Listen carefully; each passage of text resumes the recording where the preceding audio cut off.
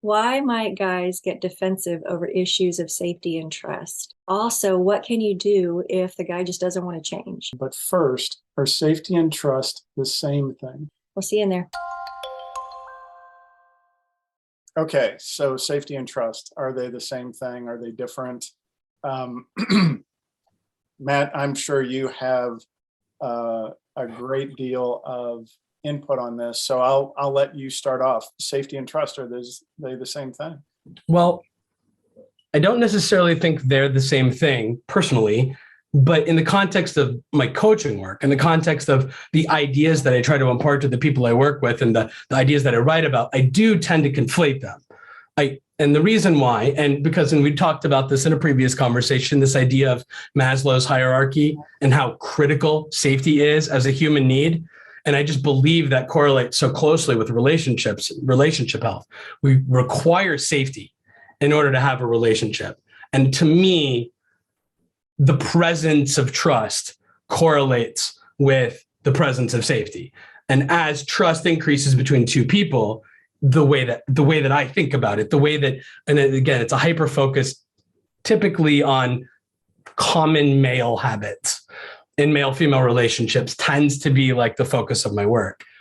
And I think we absentmindedly do things that contribute to trust erosion in the relationship, which to me equates to the loss of safety, which frequently results in one or both partners wanting to exit the relationship because it doesn't feel like a good, healthy, stable, reliable, safe thing anymore, that we can count on being here next week, next month, next year. And so I conflate them in that way. And I think if people can prioritize the idea of safety and trust in their relationships and make each of their moments, each of their conversations, what they do or don't do, what they say or don't say to their romantic partner, and have the mission be always to be maintaining or increasing safety and trust rather than like harming it, rather than eroding it, that will serve them well in their relationships. And that's just the way that I talk and think about it. I'd be very interested in parsing like the distinction between the two. And I don't think in any way doing so would invalidate, the work that I'm doing, but I'd be curious for people that are watching this, how helpful distinguishing them might be. Yeah, yeah. Well, go ahead. Sounds like you had a thought. I feel like safety is I feel safe, period. I'm safe. Trust involves other people. I guess trust can involve myself. I trust myself and my higher power to take care of myself. But I think, I feel like they're just a tiny bit different in that, like I can feel like I trust my husband, but if I have a near accident on the road, suddenly I don't feel safe. So that's kind of how that's how I personally apply it. Yeah. Now, feeling safe within relationship, that's a different thing as well. And that I think is where the trust comes in. Yeah.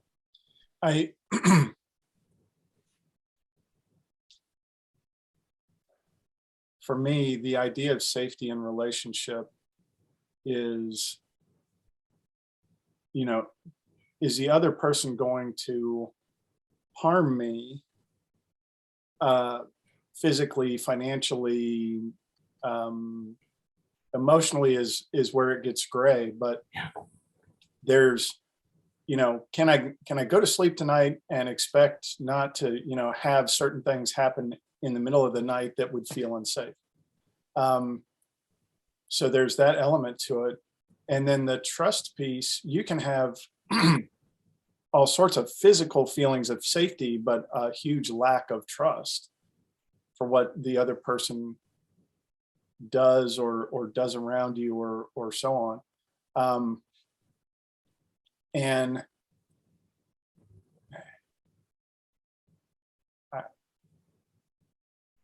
it's really, there's a lot of gray there. There's a lot of areas where it's like, well, that's kind of trust and that's kind of safety, and one impacts the other quite quickly.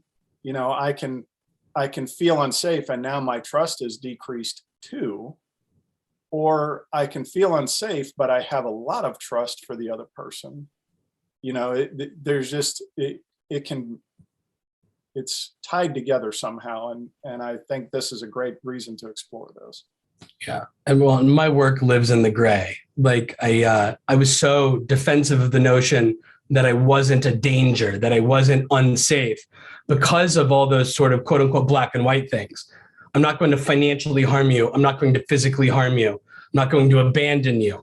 I'm not going to call you vile names or do anything on purpose knowingly to like subject you to harm or pain in any level. Therefore, I'm a safe person. And I failed to recognize that I did a bunch of things in my blind spots that resulted in feelings of harm for my partner. And then we got stuck in this like invalidation conflict pattern, she and I. And over time eroded her again in my world of conflating. I only think about safety when I'm talking about it in the context of relationships. You know what I mean? I definitely distinguish between, you know, walking into oncoming traffic or standing out in the middle of a gun range or whatever, something that's sort of inherently dangerous in like an obvious physical way. And I'm only talking about the gray areas of the relationship when I say it. And maybe I should have been more clear about that at the beginning.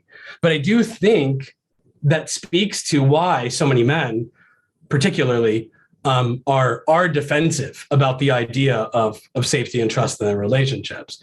They vehemently argue the idea that they're a danger, that they're a threat, because so many men would never try to hurt their wife, their romantic partner. And then they fail to accept responsibility when they do on the merits that they didn't try to. Right. And anyway, that's that nuanced gray area. And which I believe all of the vast majority of my work lives in that gray area. I think most relationships are not harmed by obvious so-called black and white dangerous things, that they're harmed by the gray area stuff that never ends because it's so hard to see. Right. It's so hard for people to understand that until hopefully they're engaging in conversations with others, perhaps sometimes like ourselves, and learning new ways to think about it. Yeah. Matt, you said you only think of safety within relationship. I used to as well. But over the healing years, and something I have to do with the women is if the guy isn't changing, I have to go, okay, let's take a bigger look at your life. Like, how do we get you safe, period? No matter what he does, no matter if he's going to validate you or invalidate you, like, how can you stay safe? So I have to really help them because I had to do it myself. I had to, in my own personal life with Jay, I had to go, okay, I keep looking at him for safety. He's not a safe person. He hasn't learned how to be safe yet. How do I be safe on my own? You know, and so that's why I don't tend to think of safety just within relationships, but I understand where you're coming from. Yeah. Can you, forgive me, I don't want to put you on the spot, but I'd love to know, what does that look like? I mean, all of my work is often rooted in this idea of empathy, compassion, respect for the experiences of the other person. I'm usually working with men, so we're hyper focused on the experiences of their female partners the vast majority of the time. What does it look like for these women to pursue safety if they deem their husband, romantic partner, whoever, to be a source of danger to them, or at best to be in the absence of comfort while feeling unsafe? What that physically looks like might look like divorce if she's just done. It might look like physical out of house separation. But what I tend to have women do is start an in-house separation first, where, you know, if where she has her own space that she can go to. And one of the things you just said, Matt, was respect, where she can go to and he will respect that space. Typically by this time of working together, he knows when he's messed up. He's like, okay, I just felt a shift. So we must be in kind of a breakdown mode. She's in that safe space. So I need to respect her in that. And during our healing years, that's what, we had to do here in the home, was that I had to have this space. And thank God, Jay respected that space, because whereas before he would react a certain way, and that would, cause World War III in the home. It got to the point where I knew I'm heading toward my safe space. He's going to respect it. And within 3 steps, I knew I was okay. It was like, okay, he needs to get his stuff together. He needs to, get in the right mindset. I'll wait until that happens, but I'm going to go have fun in my safe space. I'm going to go watch the show that I couldn't watch around Jay, or, read the book that I've been wanting to get to, or whatever.